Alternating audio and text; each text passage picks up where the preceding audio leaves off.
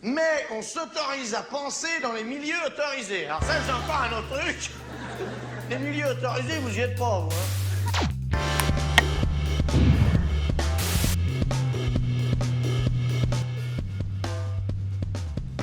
C'est une expression que l'on entend désormais quotidiennement, fake news, ou en adaptation française, infox, à cause d'Internet et de mauvais génies comme Vladimir Poutine qui les alimenterait via de mystérieuses fermes numériques en Russie.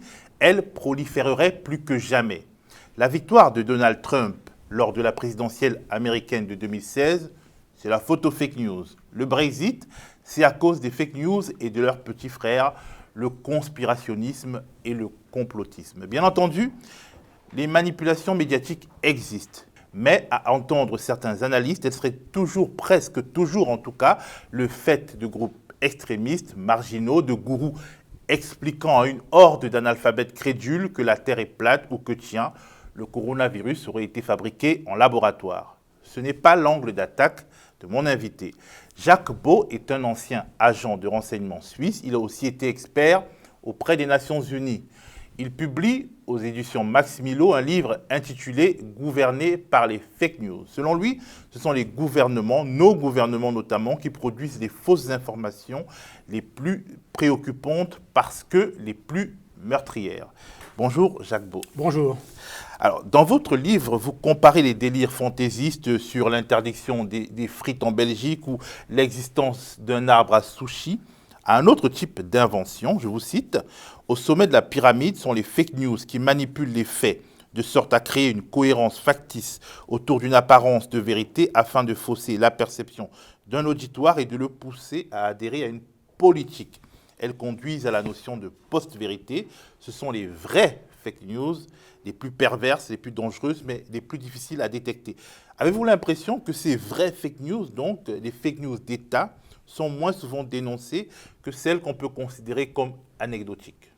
Oui, effectivement, parce que ce qui se passe, c'est que notre perception de la réalité est faussée par, non pas vraiment des informations qui sont fausses, mais par une information qui est très partielle et même très partiale.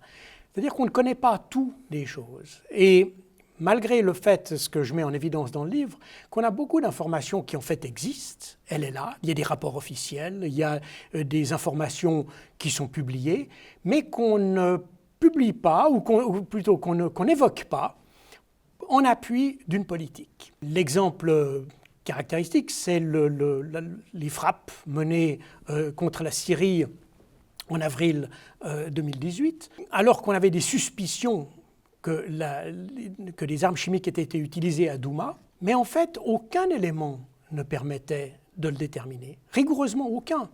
Et on a envoyé des frappes, c'est-à-dire quand même des éléments meurtriers, alors qu'on n'avait absolument aucune information. On les a même envoyés avant que les spécialistes ou les experts des Nations Unies soient sur place. Et aujourd'hui, est-ce qu'on en sait plus 2 ans après? 2 ans après, on en sait beaucoup plus, car il y a beaucoup de donneurs d'alerte, notamment de l'Organisation sur les armes chimiques, qui ont affirmé que les rapports avaient été faussés et qu'en réalité, il n'y avait pas eu du tout d'armes chimiques utilisées à Douma. Donc on le sait aujourd'hui, mais à l'époque, dans le doute, en fait, on utilise le doute comme moyen d'agir, alors qu'en fait, le doute devrait être un moyen de se retenir. Donc, globalement, il est assez facile de prouver que les Belges ne vont pas interdire les frites. En revanche, il est plus difficile, dans le feu de l'action, de savoir si un État respectable, entre guillemets, dit la vérité sur telle ou telle chose, d'autant plus qu'il parle d'un pouvoir qui est susceptible de faire des horreurs. Donc, on se dit... il ne faut pas non plus qu'on relaie la propagande d'une dictature parce que quelque part, on crédite plus facilement l'État américain ou l'État français que l'État syrien, par exemple. Alors ça, c'est une chose. Ce qui m'a beaucoup, parce que j'ai eu une activité dans des administrations, vous l'avez dit, qu'elles soient internationales ou nationales, et ce qui m'a frappé, c'est la finesse, si j'ose dire, des couches sur lesquelles on s'appuie pour prendre des décisions qui parfois sont désastreuses. Et c'est là qu'est le problème. Que quelqu'un pense dans la rue, qu'un citoyen lambda pense que la Terre est plate, ça ne pose pas de problème. Le problème est quand le fait de penser quelque chose conduit à déclencher des opérations militaires ou des actions, des sanctions par exemple, alors qu'elles n'ont aucune base réelle. Et c'est ça qui me dérange. Qu'on punisse un dictateur, tant mieux, très bien, mais à condition qu'on le fasse sur des éléments qui soient solides, qui soient fiables, qui soient vérifiables.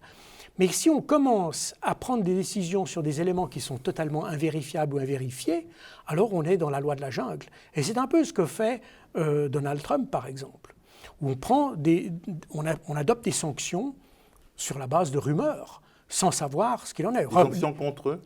Par exemple, prenez Cuba, par exemple, où on a accusé Cuba d'essayer d'agir contre l'ambassade américaine de la Havane avec des systèmes à micro-ondes.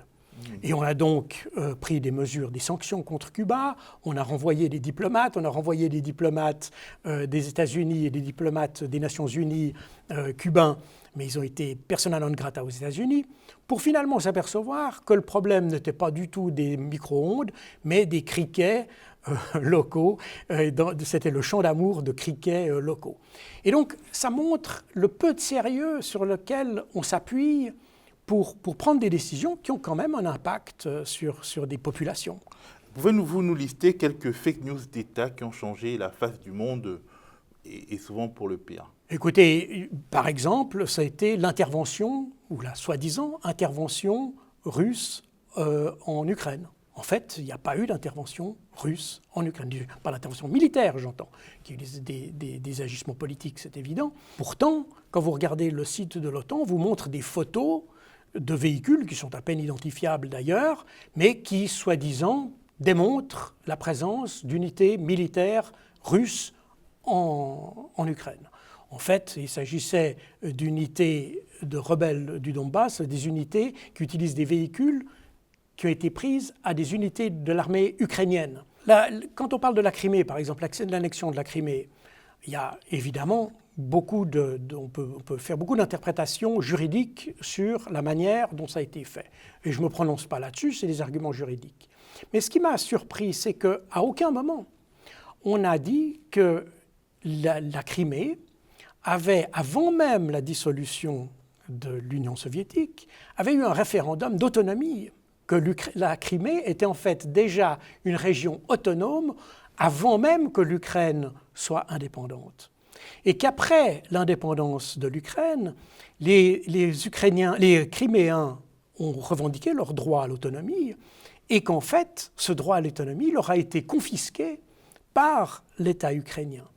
Donc, je ne remets pas en question la manière dont la Crimée a été annexée en 2014. En revanche, je constate que dans toutes les publications, y compris les avis d'experts dans les émissions, les plateaux de télévision, etc., jamais on ne parle de ce référendum d'autonomie de la Crimée, qui était légitime, qui avait été accepté par l'Union. Ça a été d'ailleurs le premier et le seul référendum d'autonomie de l'Union soviétique, mais personne n'en parle. Or, il explique pourquoi les Criméens ont pendant 25 ans, cherché à être indépendants et que finalement, les événements de 2014 leur ont donné l'opportunité de le faire. Là, ils sont indépendants ou ils ont changé de joug? Ils ont choisi indépendamment d'être rattachés à la Russie. Voilà, mais ils l'ont choisi et c'était finalement ce qu'ils avaient décidé. Ils avaient décidé en 1991 déjà de pouvoir déterminer eux-mêmes leur affiliation. Et ils avaient déjà demandé leur autonomie et ils avaient déjà exprimé leur intention de rester accrochés à Moscou et non pas à Kiev. Bon, là, vous parlez d'omission. Par exemple, on nous omet de donner des détails qui ne vont pas dans le sens de l'indignation occidentale, mais quand moi je pense fake news d'État, je pense aux fameuses armes de destruction massive en Irak. Est-ce qu'il y en a eu d'autres de ce type qui nous ont fait aller en guerre des choses complètement fausses. En réalité, c'est le même problème. C'est-à-dire qu'à partir de suspicions, on crée des faits. Et c'est là où sont ces fake news si dangereuses. C'est qu'à partir d'éléments qui relèvent de la rumeur, qui relèvent du jugement personnel, qui relèvent d'impression ou d'intuition, on crée des faits. Et sur la base de ces faits, on mène des actions, qu'elles soient diplomatiques, qu'elles soient militaires. Quand c'est diplomatique, bon, on peut encore l'accepter. Quand c'est militaire, ça devient beaucoup plus grave. Quand ce sont des sanctions qui affectent des populations, ça devient inquiétant. Donc, fake news, j'ai évidemment joué sur les termes. Ça ne veut pas dire que les gouvernements occidentaux fabriquent de fausses informations, quoique, par exemple, dans l'affaire Skripal, on a affirmé que les Russes avaient empoisonné Skripal. En réalité, il n'y a rigoureusement aucun élément qui permet d'affirmer que ce sont les Russes qui l'ont fait. Et on n'est même pas en mesure d'affirmer qu'il y a réellement eu un empoisonnement volontaire de Skripal. Et aussi en Libye, les bombardements de Benghazi. Les bombardements de Benghazi, c'est la même chose. On est parti de rumeurs pour agir. On sait aujourd'hui que tous ces arguments, il y a d'ailleurs même à l'époque, les rapports des services de renseignement américains étaient très clairs et précisaient qu'il n'y avait pas eu de tentative de Kadhafi pour massacrer sa population, à aucun moment. Et donc, on a construit des actions sur, en fait, du vent. Alors, après, on peut dire que les fake news, c'est des choses totalement inventées, on peut dire que ce sont des adaptations de rumeurs, mais généralement, elles jouent effectivement avec des omissions, elles jouent... Avec la réputation aussi. Kadhafi a une mauvaise réputation, donc on peut y aller. Bien entendu, c'est clair qu'on joue un petit peu sur les intuitions, sur l'imagerie populaire qui existe sur un personnage. C'est évidemment très facile de dire que tel ou tel... Il y avait le Viagra, par exemple, il donnait du Viagra tout à fait. À ses soldats pour violer... Voilà, ce qui n'avait aucun sens. Un chef militaire qui s'amuse à pousser ses soldats au viol, il risque de perdre la guerre parce qu'ils sont occupés à autre chose. Alors, ce qui est intéressant, c'est que dans mon expérience, à la fois dans le terrain et aux Nations Unies, puisque j'étais responsable de la doctrine des opérations de maintien de la paix, j'avais constaté que quand il y a des massacres de population, c'est pratiquement jamais le fait d'une structure de commandement. En général, c'est pratiquement toujours le fait d'une absence de commandement. C'est-à-dire quand vous avez des gens qui sont livrés à eux-mêmes, qu'ils soient combattants, qu'ils ne soient pas combattants, mais qui sont livrés à eux-mêmes et qui commencent à faire ce qu'ils veulent, à agir selon leurs propres impulsions, si j'ose dire. Le commandement, et c'est d'ailleurs à l'origine, c'est l'essence des armées, c'est pouvoir canaliser la violence, c'est pouvoir la canaliser dans le sens de la stratégie du chef, et non pas d'avoir des gens qui commettent des actes de violence un peu n'importe comment, comme un peu ce qu'on observe durant les manifestations, des manifestations violentes qu'on a vues à Paris ou qu'on voit aux États-Unis maintenant, où chacun fait sa petite guerre pour soi. Et c'est de là que viennent les massacres. C'est très rarement le fait du prince. Bon, le prince peut aussi avoir intérêt, par exemple, à opérer des déplacements de population, donc créer des froids pour faire fuir les gens. Je ne vous dis pas que ce n'est pas possible, mais je vous dis que c'est assez rare. Et qu'en général, quand ça se fait, c'est beaucoup plus organisé, c'est plus méthodique. On peut avoir l'exemple des Allemands pendant la guerre.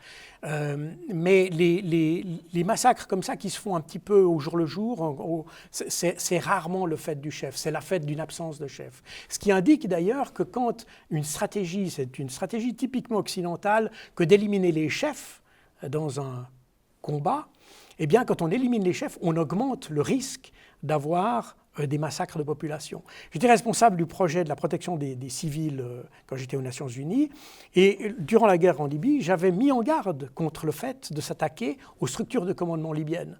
J'avais dit, c'est eux qui vont maintenir leurs troupes. Si vous les enlevez, ces troupes vont se défouler en quelque sorte. Et c'est effectivement ce qui s'est passé.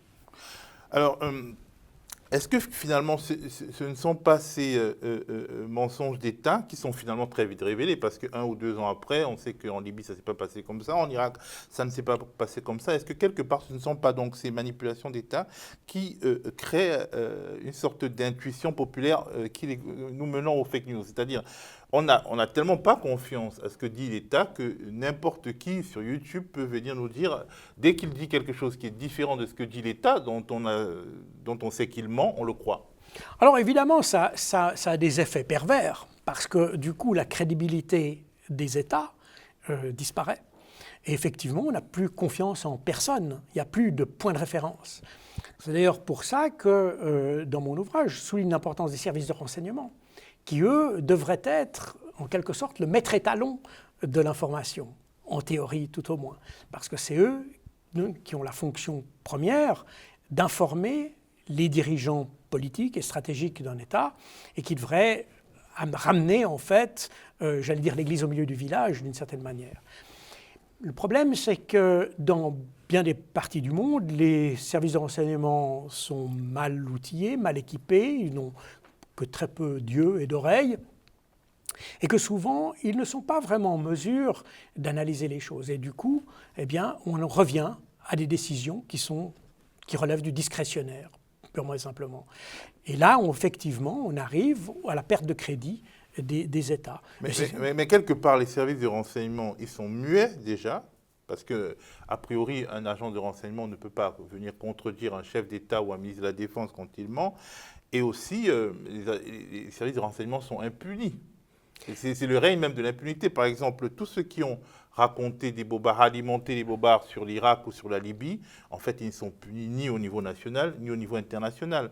La responsabilité juridique est énorme, devrait être énorme, mais en réalité, il y a une impunité totale. Alors, ce qui s'est passé pour l'affaire des armes de destruction massive est un peu particulier, parce que les services de renseignement américains avaient vu juste.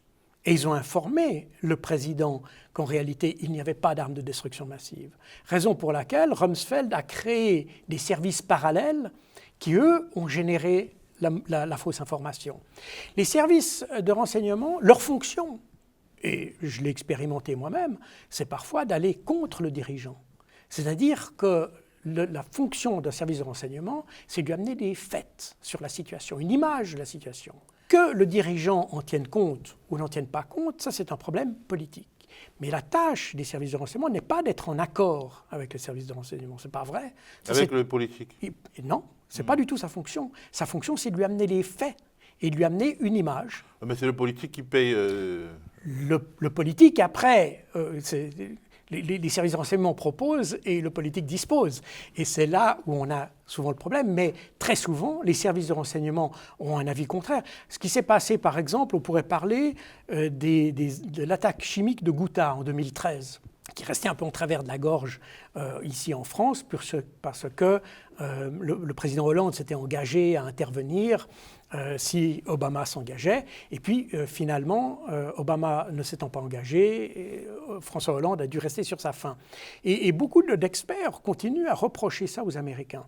En réalité, ce qui s'est passé, c'est que les services de renseignement américains ont dit à Obama qu'il n'était pas du tout sûr que ce soit la responsabilité de Bachar el-Assad.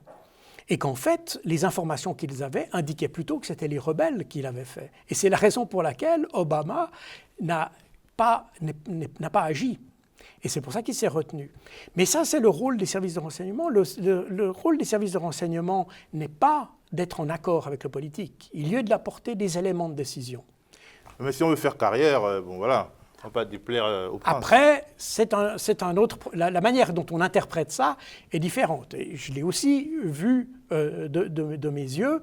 Et moi-même, beaucoup d'analyses que j'ai faites, qui sont avérées correctes, eh bien souvent, on a voulu les ignorer dans la hiérarchie parce que ça ne répondait pas à l'humeur du moment. Alors, quand on lit votre charge contre les fake news d'État, donc, on peut vous accuser, ou au moins essayer de vous accuser, de conspirationnisme ou de complotisme. Je m'explique. Le conspirationnisme, disons, c'est un système qui explique les faits qui se déroulent devant nos yeux comme procédant de manipulations plus ou moins secrètes. Donc, le monde, ce qui fait tourner le monde est caché. Par exemple, vous citez une interview qui tourne beaucoup sur la toile. Elle a été accordée par le général Wesley Clark, ancien commandant suprême des forces alliées de l'OTAN en Europe. Et donc, cette interview a été accordée aux médias indépendants Democracy Now! On regarde un extrait. About 10 days after 9/11, I went through the Pentagon and I saw Secretary Rumsfeld, and and Deputy Secretary Wolfowitz, I went downstairs just to say hello to some of the people on the Joint Staff who had used to work for me, and one of the generals called me in. He said, "Sir, you got to come in and talk to me a second." I said, "Well, you're too busy." He said, No. He says, "We've made the decision. We're going to war with Iraq." This was on or about the 20th of September. I said, "We're going to war with Iraq. Why?" He said, "I don't know." He said, "I guess they don't know what else to do." So I said, "Well, did they find some information connecting Saddam to Al-Qaeda?" He said, No. He says, "There's nothing new that way. They just made the decision to go to war with Iraq." He said, "I guess it's like we don't know what to do about terrorists, but we've got a good military and we can take down governments." And he said, "I guess if the only tool you have is a hammer, every problem has to look like a nail."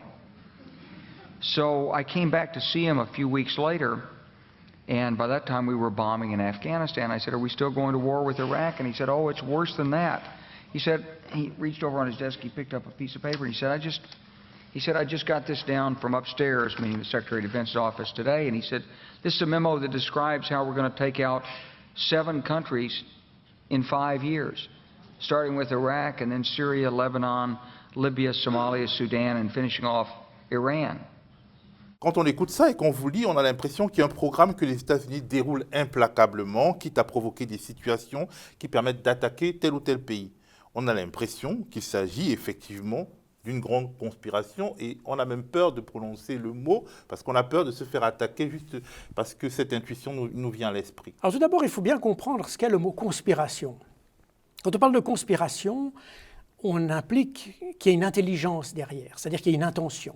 Donc tout n'est pas conspiration. Il faut qu'il y ait un calcul pour aller de A jusqu'à B et la volonté d'avoir un objectif. Mais dans le cas qui nous préoccupe, c'est ça, c'est-à-dire il y a une sorte de programme qui est annoncé en 2007. Exactement, tout à fait. Et d'ailleurs, on constate que pratiquement tous les pays de la liste qui ont été évoqués sur cette liste ont été touchés par les Occidentaux.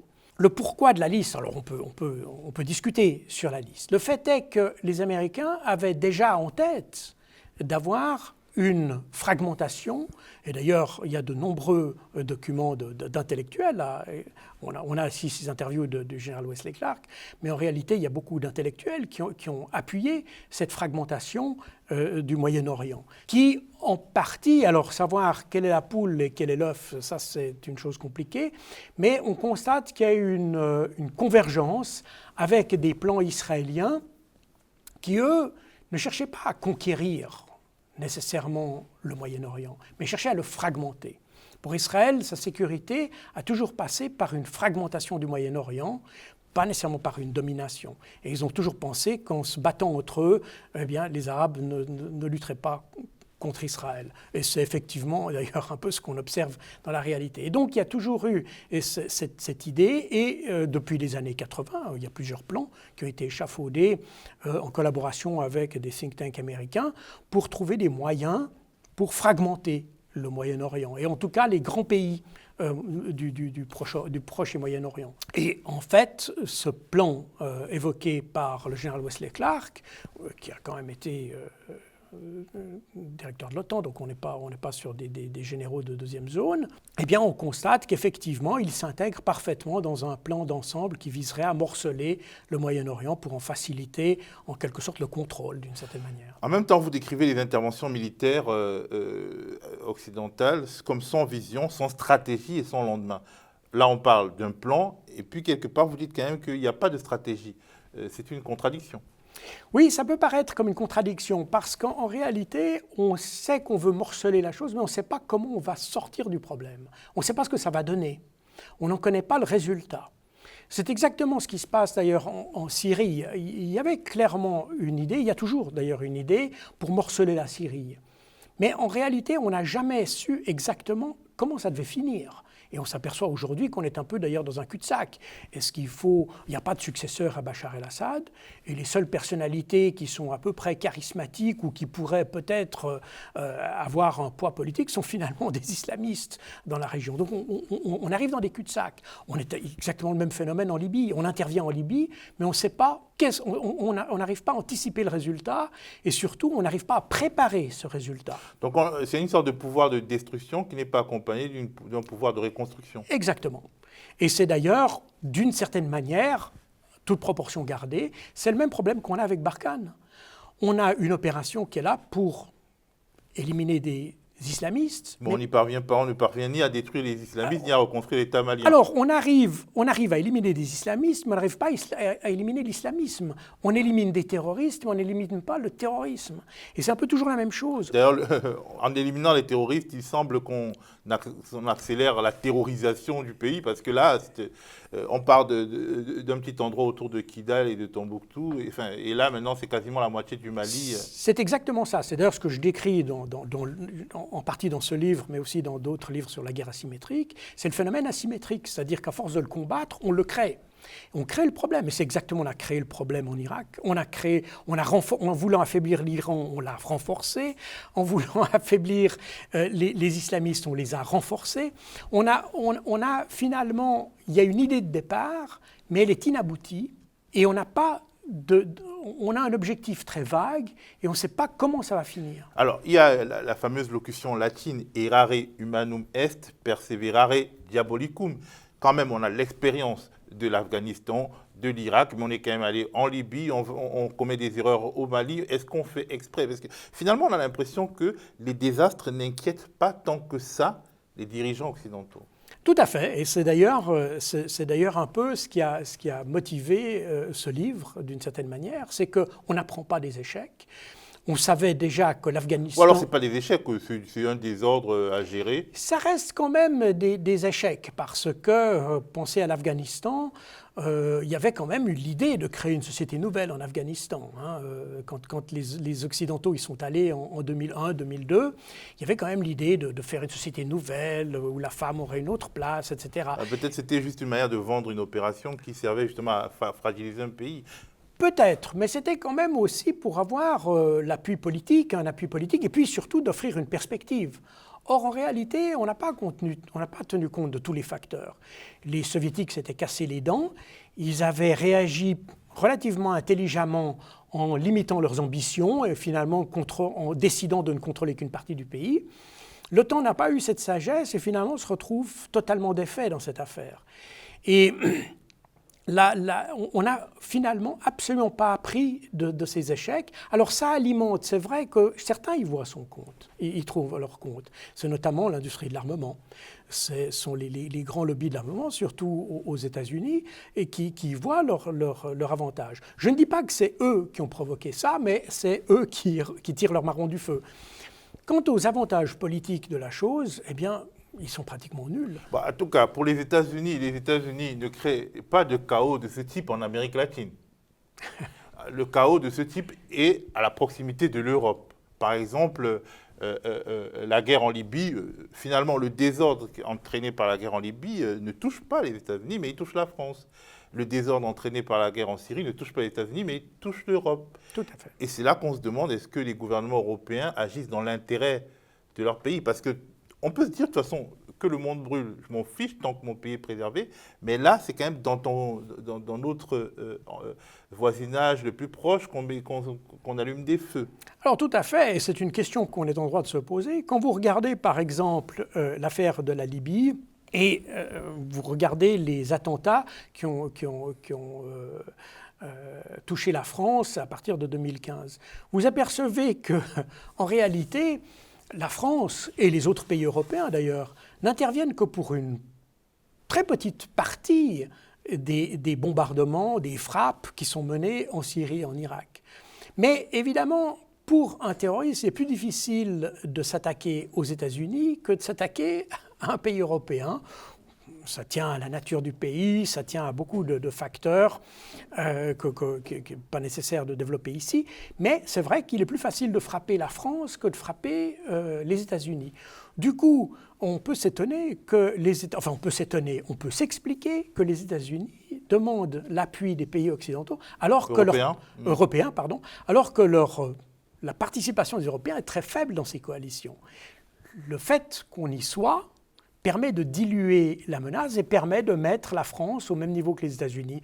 Donc se venger contre la France équivaut à se venger contre les États-Unis. Alors, vous pouvez donner l'impression de justifier l'injustifiable, de comprendre les terroristes quand vous réfutez, entre autres, l'assertion suivante. Un totalitarisme a frappé la France, donc c'était après les attentats de 2015. Un totalitarisme a frappé la France pour ce qu'elle est et pas pour ce qu'elle fait. Comme si quelque part, les attentats djihadistes étaient une forme d'anti-impérialisme. On peut être un peu mal à l'aise.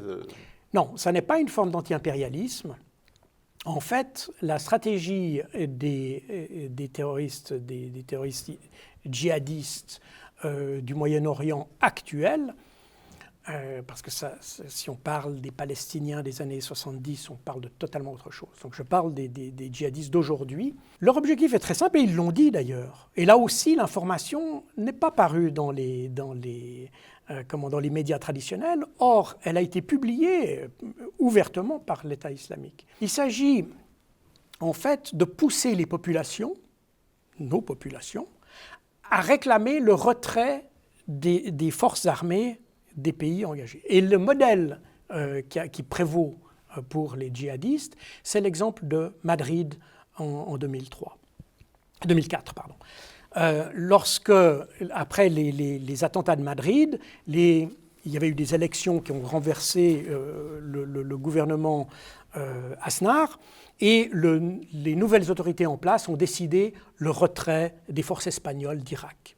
Et ça reste le modèle des islamistes. Et partout, systématiquement, dans tous les écrits de l'État islamique, on revient sur le modèle de Madrid. Et l'idée, c'est ça. C'est d'ailleurs, en fait, c'est pas très nouveau. C'est la même stratégie qu'avaient appliquée les Alliés en bombardant l'Allemagne, les civils en Allemagne durant la guerre.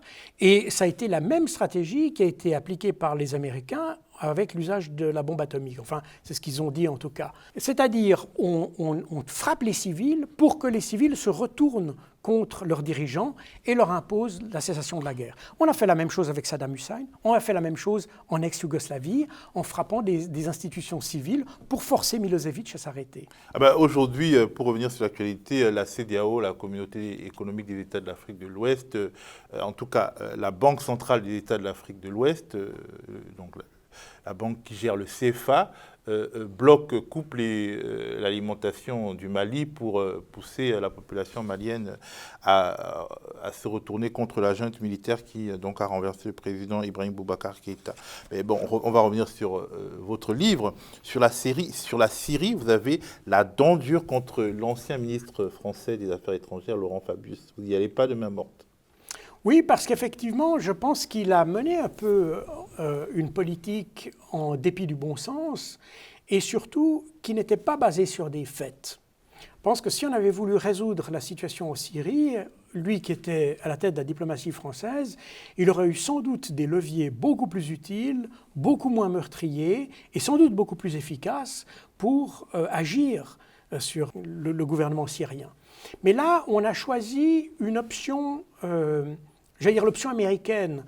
Les Américains ont généré la situation en Syrie en réalité, parce que la situation en Syrie n'est qu'un sous-produit de la situation en Irak. Et ce chaos régional a son origine dans les décisions de Bush en 2002-2003. Enfin 2003 plus exactement. Et là, la France s'était d'ailleurs retenue à juste titre de cette opération. D'ailleurs, ils en ont payé un certain prix parce que les Américains leur en ont voulu. Néanmoins, je pense que c'était la bonne décision que de ne pas s'impliquer à l'époque. Et j'ai de la peine à voir la justification pour s'y impliquer en 2014. En fait... Peut-être se rattraper. Peut-être se rattraper, c'est possible. Mais là, et c'est pour ça que j'ai un peu effectivement la dent dure contre lui, parce que je pense qu'il aurait eu les moyens de faire beaucoup mieux, en faisant plus intelligemment et surtout sans s'impliquer physiquement dans un conflit qui a en réalité amené le terrorisme sur le sol français. Alors, Bush-Fabius, on a l'impression que le néoconservatisme français, comme le néoconservatisme américain, est transparti. C'est-à-dire, il y a des néoconservateurs en termes de politique étrangère au Parti démocrate et au Parti républicain. Et il y en a aussi en France, au PS, comme à droite. Non, alors c'est pas aussi simple que ça, pas plus que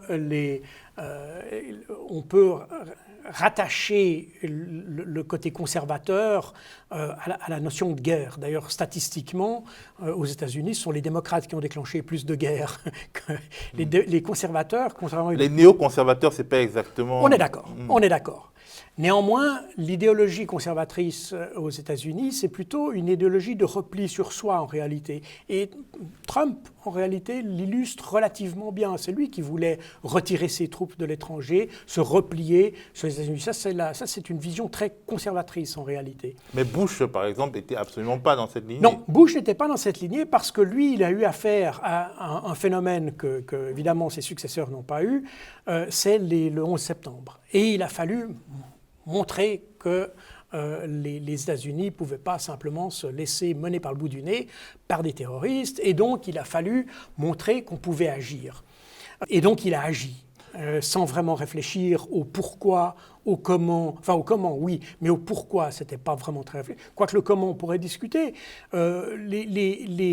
quand les Américains ont décidé d'attaquer l'Afghanistan, donc c'était vraiment au lendemain du 11 septembre, une décision d'état-major, une réunion d'état-major américaine, où Bush dit « Trouvez-moi des cibles, il n'y a pas assez de cibles en Afghanistan, trouvez-moi en Irak ». Alors, il n'y avait aucune raison. Mais quelque part, derrière Bush, il y avait aussi John Bolton, un idéologue plutôt républicain, qui a essayé de refaire la même chose avec Donald Trump, qui n'y est pas parvenu.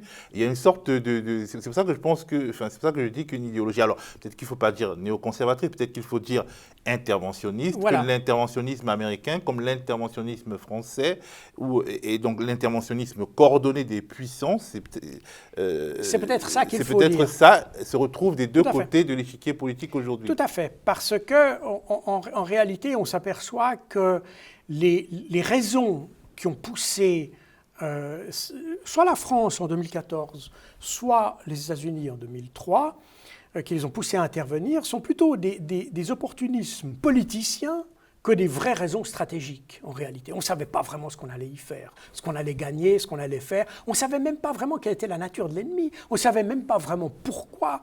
D'ailleurs, les talibans avaient accepté de livrer Bin Laden, contrairement aux rumeurs qui ont circulé par la suite, où on a justifié ça. En réalité, les talibans, il a fallu négocier passablement, mais ils étaient prêts à livrer Bin Laden, à condition qu'on leur explique ce qu'il avait fait. Mais on n'a jamais réussi à démontrer, jamais, que Bin Laden avait été directement impliqué, ou même impliqué, dans les attentats du 11 septembre. Donc, effectivement, à partir de là, on est dans l'arbitraire, les décisions discrétionnaires, et puis la volonté simplement de politicienne de montrer qu'on est puissant et qu'on arrive à faire quelque chose. Alors, quelque part, vous relativisez aussi la méchanceté du méchant Vladimir Poutine. C'est-à-dire...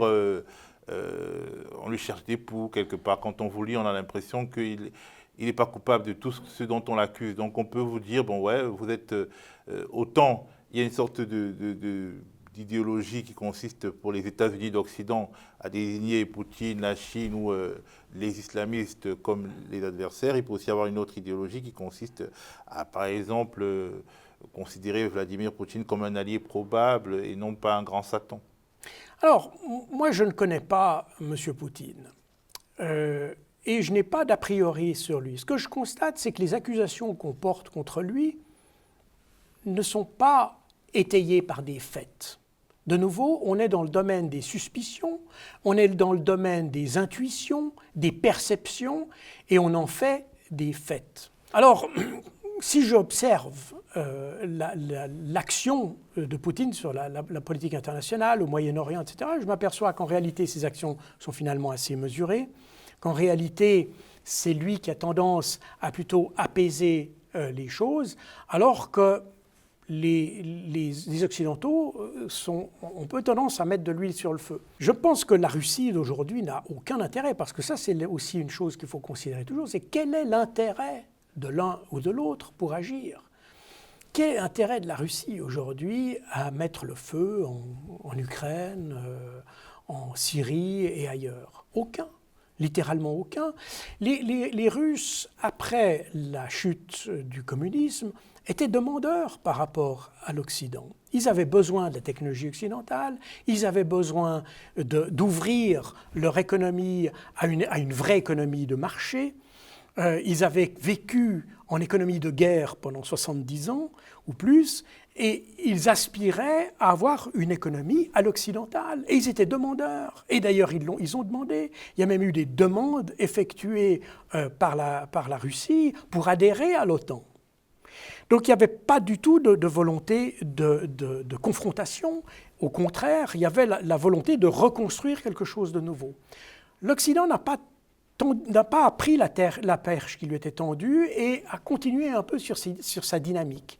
On n'a pas voulu baisser la garde, on a voulu maintenir. Évidemment, les dividendes de la paix sont traduits par quoi en Europe?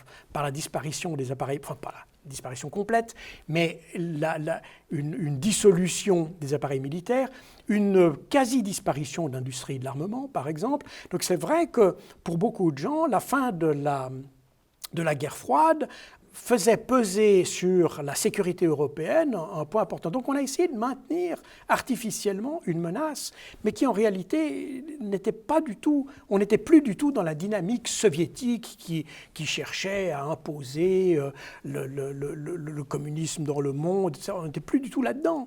On était au contraire dans une économie qui cherchait à se libéraliser, qui a tenté de se libéraliser dans le chaos. Ça a été l'ère Yeltsin. Les oligarques. Et des oligarques. De la grande humiliation. C'est-à-dire que c'est devenu ça a été un peu comme la bouteille de champagne qu'on débouche comme ça d'un coup. Il y a une décompression totale et puis plus personne n'a rien sous contrôle. C'est d'ailleurs la situation que Poutine a repris en main et qu'il a entrepris si vous voulez, remettre sous pression, si j'ose dire. Mais là, est-ce que vous suivez l'affaire Navalny où oui, bien Poutine sûr. est encore accusé? Navalny... D'abord, on présente Navalny en Occident comme étant son principal opposant. Dans la pratique, Navalny est un des leaders d'une opposition qui n'est même pas parlementaire, qui a un pourcentage, qui représente un pourcentage de population qui est très faible, qui est de l'ordre de 3 à 4%, pas plus. Et j'ai de la peine à le voir. En plus, il n'y a pas d'élection en vue. Donc pourquoi s'attaquer à Navalny aujourd'hui en termes d'élimination? Ça n'a aucun sens. Il ne représente aucune menace politique, il ne représente aucune menace même physique. Mais les dirigeants peuvent justement, par désir de montrer par volonté de puissance, s'en prendre à des opposants minoritaires pour... Mais le coût politique d'une telle opération est beaucoup trop grand par rapport aux bénéfices qu'on en a. Ça n'a aucun sens. Et Poutine est certainement un calculateur averti et il commettrait certainement pas cette erreur. Alors que Navalny est empoisonné ou pas, je ne le sais pas. C'est les médecins qui doivent dire ça, c'est pas moi. Mais... si on regarde l'éventail des possibilités pour que quelqu'un lui en ait voulu, en admettant qu'il était empoisonné, on s'aperçoit que tout d'abord, Navalny est de loin pas reconnu comme étant le leader de l'opposition. Il a énormément de concurrence à l'intérieur même de l'opposition et même de la constellation de mouvements qu'il représente. Ça, c'est déjà la première chose. Ensuite de ça, Navalny... il a fait comme cheval de bataille la lutte contre la corruption. Mais il ne s'est pas attaqué simplement à Poutine, il s'est attaqué à des oligarques, il s'est attaqué à des hommes bien en vue en Russie. Et donc, accuser Poutine, moi je ne sais pas qui, d'abord si et qui l'a empoisonné. Ça, je ne sais pas. Mais si j'étais un chef de gouvernement, je me dirais, avant de réagir, eh bien, d'abord, je regarderai quel est l'éventail des coupables possibles. En tout cas, je pense que les mois à venir nous en diront plus parce qu'on a l'impression que Certainement. dans l'affaire Skripal, comme dans cette affaire, il faut attendre, laisser reposer et chercher des éléments plus solides pour se prononcer. Alors, la Suisse, votre pays, se dit neutre, mais la Suisse est réputée pour être un aimant à espions depuis longtemps. On a quand même du mal à croire qu'elle est neutre entre les espions français, américains et russes ou dans notre pays. C'est un pays neutre, quand même pro-occidental. C'est un pays neutre, pro-occidental, mais vous savez, ça n'est pas nouveau. Il y a des choses qu'on ne sait pas, mais durant la Deuxième Guerre mondiale, l'OSS, l'ancêtre de la CIA, en Europe, était dirigé depuis Berne. Et qu'Allen Dulles, qui deviendra chef de la CIA après, à la fin des années 50, début des années 60, était en fait le chef de station de l'OSS. Et à certains moments, il y a jusqu'à 2/3 des mouvements de résistance en France, dans la région frontalière, dans la région je dirais dans l'est de la France, qui était dirigée depuis la Suisse, ou soutenue depuis la Suisse. D'ailleurs, c'est depuis la Suisse qu'a été négociée avec l'OSS et les services secrets suisses la reddition des forces allemandes en Italie en 1945. Donc, il y a une tradition d'espionnage. En plus, c'est un pays, peut-être parce qu'il est neutre et parce que c'est un terrain sur lequel les gens se rencontrent, déjà avec la Société des Nations avant la Deuxième Guerre mondiale et puis avec les Nations Unies après la Deuxième Guerre mondiale, parce que c'est un terrain de rencontre, c'est un terrain où foisonnent évidemment les espions. Et un terrain de flux financier. C'est un terrain, oui, mais ça n'a pas beaucoup de... Ça, c'est un épiphénomène par rapport à l'espionnage, si vous voulez. Les Nations Unies, on a retrouvé dans les chambranles de porte des Nations Unies, on a retrouvé de nombreux micros cachés, etc. Donc, on sait que beaucoup de pays s'intéressaient à savoir ce qui se passait dans les salons feutrés des Nations Unies. En Suisse. À Genève, oui, bien sûr. Enfin, à New York aussi d'ailleurs, mais en partie à Genève. Donc il y a effectivement une tradition, enfin pas une tradition parce que ce n'est pas voulu par la Suisse, mais c'est un fait que la Suisse héberge un très grand nombre d'espions. Léopold Trepper, l'Orchestre Rouge, était basé en Suisse.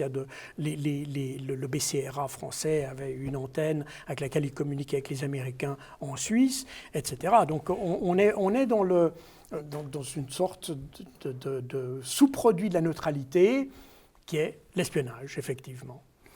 C'est aussi en Suisse qu'il y a eu un certain nombre d'assassinats d'opposants politiques, notamment l'assassinat de Félix Moumié, qui était le président de l'Union des populations du Cameroun, majoritaire du Cameroun, et qui a été assassiné, empoisonné en Suisse par un espion français. Tout à fait. Qui se faisait passer pour un journaliste. Et quelque part, on se dit, c'est un pays neutre, mais quand même, il peut laisser faire en tout cas le sale boulot pour un certain nombre de pays.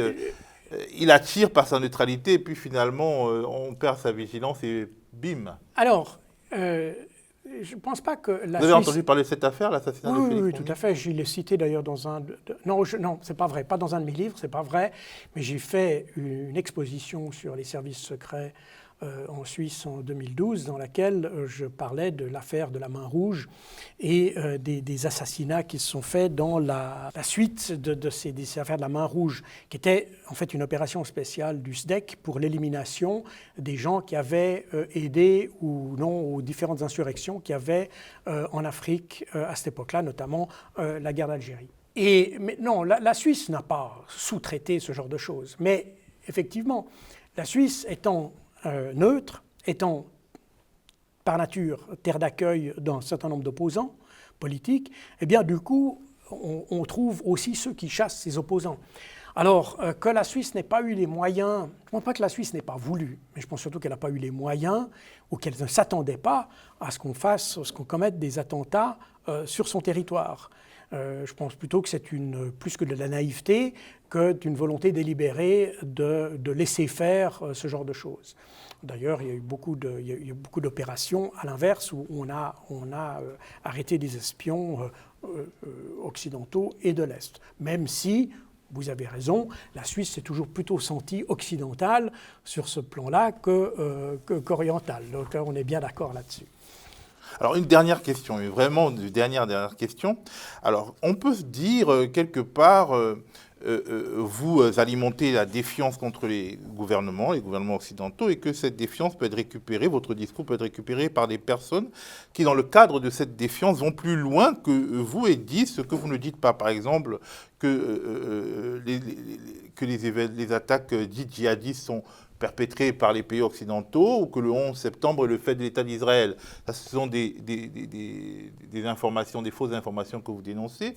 On peut utiliser ce que vous dites pour créditer ces informations que vous ne créditez pas, et on peut aussi dire que de toute façon, en réfutant cette théorie, vous jouez un jeu. On peut vous dire que voilà, vous livrez quelques vérités pour en camoufler d'autres. Non. Parce que quand même, vous êtes un homme du renseignement. Je suis un homme du renseignement, et c'est pour ça que les mauvais esprits peuvent considérer que, bon, voilà. Non, mais oui, parce qu'en France, on a une notion du renseignement qui est toujours associée à celle d'opération spéciale, d'opération clandestine. Moi, j'ai grandi, entre guillemets, dans les services de renseignement suisses, qui a une tradition plus germanique. Et c'est une tradition qui est beaucoup plus tournée vers l'analyse que la tradition française, qui, elle, est plutôt dirigée. La tradition française du renseignement est issue de la Deuxième Guerre mondiale, et c'est le renseignement d'action, c'est le renseignement qui soutenait la résistance. Et on est resté là-dedans, avec un service action et tout ça. Les Allemands, eux, ont une tradition qui est plus ancienne de renseignement, qui est beaucoup plus analytique, et je m'inscris plutôt là-dedans. Quant aux différents événements, par exemple, vous avez cité le 11 septembre. Alors, le 11 septembre, on sait qui l'a perpétré, mais personne ne sait s'il y a eu une tête au-dessus des 20 personnes qui ont été impliquées dans les attentats. Mon postulat, c'est qu'en fait, on a un groupe de jeunes qui ont décidé on va faire un truc pour se venger, parce que l'idée est claire, elle a été exprimée, c'était se venger des frappes de 1998, d'août 1998, qui avaient été déclenchées par Clinton, en réponse aux attentats de Nairobi et de Dar es Salaam. Et ces frappes, en fait, les Américains ne savaient pas où frapper. Ils ont frappé au hasard au Soudan et en Afghanistan. Mais au hasard, parce qu'ils n'avaient aucune idée qui étaient les auteurs des attentats du Kenya et de Tanzanie. Et donc, ils ont frappé au hasard. Et l'explication, disons, qu'on trouve chez les islamistes du 11 septembre, et je pense que c'est l'explication réelle, c'est qu'on a des gens qui ont décidé on va faire une réponse à ça, on va leur rendre la monnaie de la pièce. Il n'y avait pas de grande intention stratégique, c'est de la vengeance pure, tout simplement. Et il n'y a pas... Mais quelle vengeance? Une vengeance d'une dextérité qui arrive à taper au bon endroit. Oui, mais avec des moyens très simples. Avec des moyens extrêmement simples, n'importe qui aurait pu faire ça. C'est le premier... D'ailleurs, le 12 septembre, j'avais été interviewé à la télévision suisse et j'avais dit c'est le premier attentat low-tech de l'histoire. Il n'y a besoin de rien. Vous avez besoin de cutter, c'est tout. Et c'est effectivement ça. Il fallait savoir peut-être piloter un appareil, c'est tout. Mais il n'y avait pas besoin de beaucoup. Et en fait, c'est sans doute, à part le prix des billets, vous avez un attentat qui coûte presque rien. Donc, on juge, nous, occidentaux, on a toujours l'impression de juger un attentat par la quantité de dégâts qu'il a fait. Mais si on regarde objectivement les faits, on s'aperçoit que c'est un attentat qui était relativement facile à faire, avec un peu de détermination, comme d'ailleurs la plupart des attentats. Mais c'est un attentat qui était une belle opportunité justement pour les États-Unis et pour ceux qui, autour de George W. Bush, voulaient engager un certain nombre de... Que certains en aient profité et que certains aient utilisé ça pour d'autres projets, ça c'est autre chose. Mais je ne crois pas que ce soit ni la CIA, ni les Israéliens, ni les Martiens qui ont fait ça. On a vraiment une affaire, comme d'ailleurs beaucoup D'ailleurs, si on lit la littérature islamiste, on s'aperçoit que cet attentat est le premier de ce qu'on a appelé le terrorisme individuel. C'est le premier cas. Alors vous allez me dire c'est un petit groupe, mais en réalité c'est l'idée, d'ailleurs c'est l'idée qu'on a vu appliquée pleinement ici en France, où pour éviter d'être détecté et d'être détectable, on ne crée pas de structure. Il n'y a aucune structure terroriste comme on avait dans les années 80 ou 70, comme Action Directe, etc., où on a des structures, même si elles étaient petites, mais c'est des structures avec un chef, un sous-chef, etc. C'est le modèle un peu marxiste, si vous voulez, de la Révolution, qu'on avait aussi dans l'État basque, qu'on avait dans l'IRA, etc. Alors on a des hiérarchies qui sont très connues, avec des cloisonnements, tout ça est structuré. Et les théoriciens du djihadisme, du terrorisme islamiste sont aperçus que ces structures sont très vulnérables parce qu'elles sont identifiables d'une manière ou d'une autre. Donc il n'en faut pas. Et pour qu'on ne le fasse pas, on laisse aux combattants de terrain la liberté de choisir, en fonction d'une idée générale, de choisir les objectifs et la méthode. Et c'est exactement ce qui s'est fait en France, d'ailleurs. Donc, on a simplement des gens qui sont...